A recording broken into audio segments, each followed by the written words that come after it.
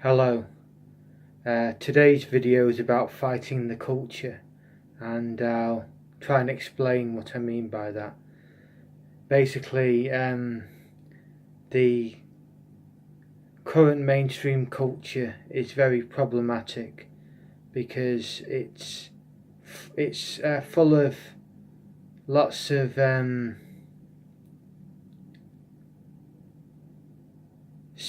of spiritual difficulties, let's say.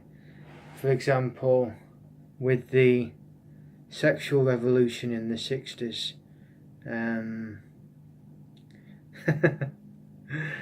it obviously created a lot of problems from a spiritual perspective, and people think nowadays that the Catholic Church is so far behind the times because it doesn't even allow contraception.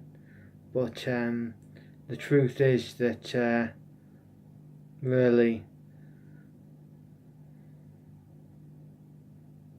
modern culture has descended into a kind of very bad state, and it's not just sexual, although that's one of the key areas, because if you ask anyone nowadays about issues of sexual morality, they'll tend to have a very liberal view. Now, to take one example, don't think for a moment that I'm anti-homosexual, because I'm not at all. I fully support the rights of gay people to be who they are, but at the same time, I myself don't believe in the morality of an actively gay life, if you see what I mean. But that's a contentious point. I won't want it for myself, but I don't judge others if they choose to pursue it.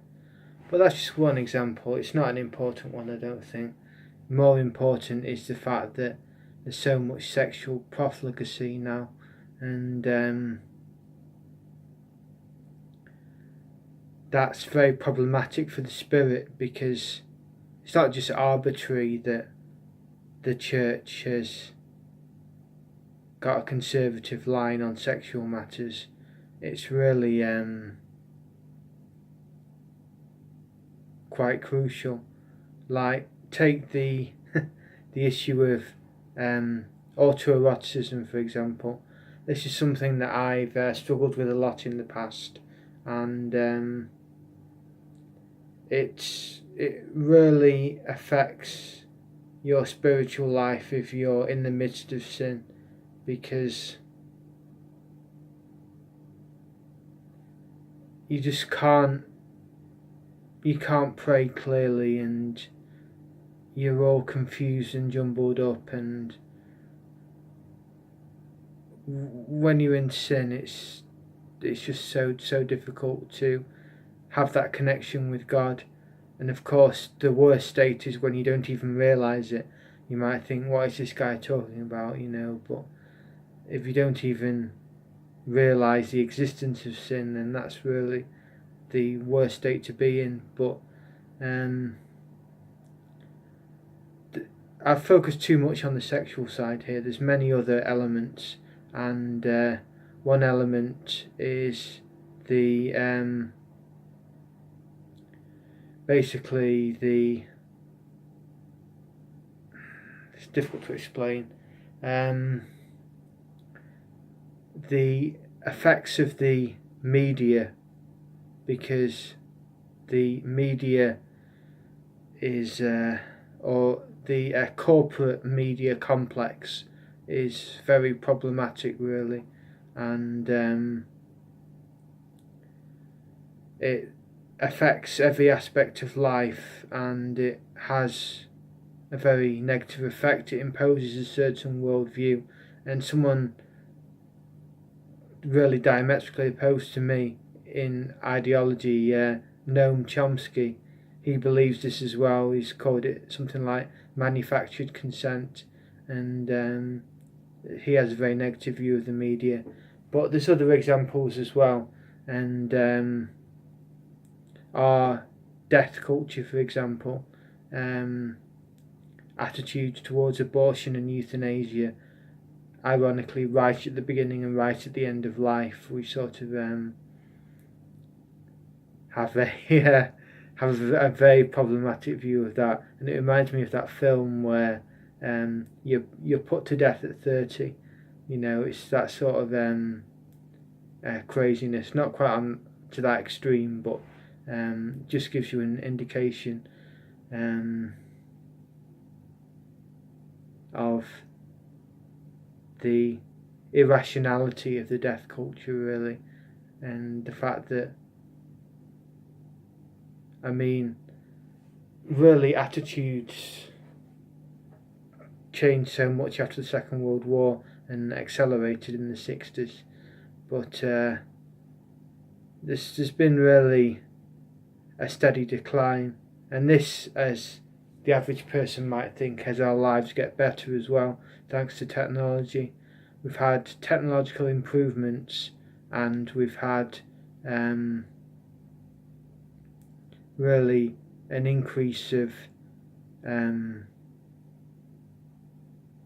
spiritual defects, really, in our society, and also the way people are treated as units as well, and the rise of the idea of the masses, and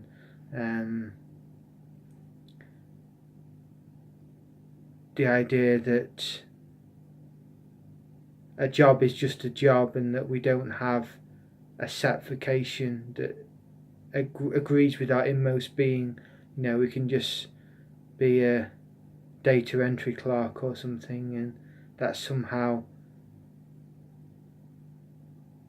just a way that we live out our life, but it's really quite demeaning and doesn't have any connection to our inmost self, which I think is quite important. There's still a lot of noble vocations, like being a doctor, for example, but a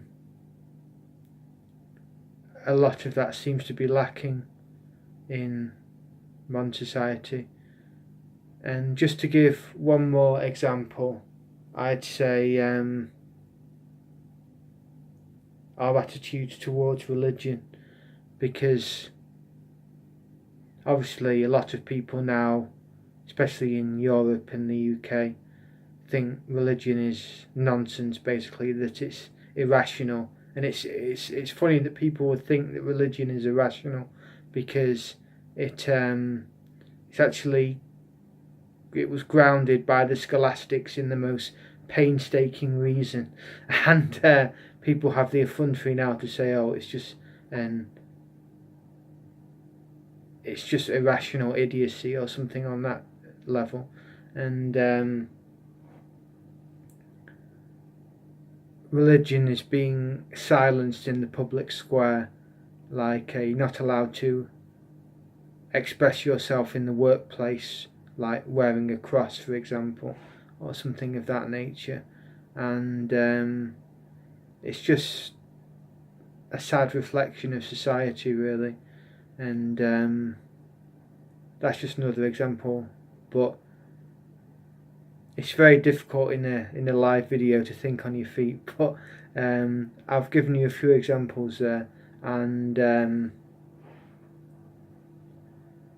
I hope you've got a better idea of my perspective, at least, on modern society and where I think it's gone wrong.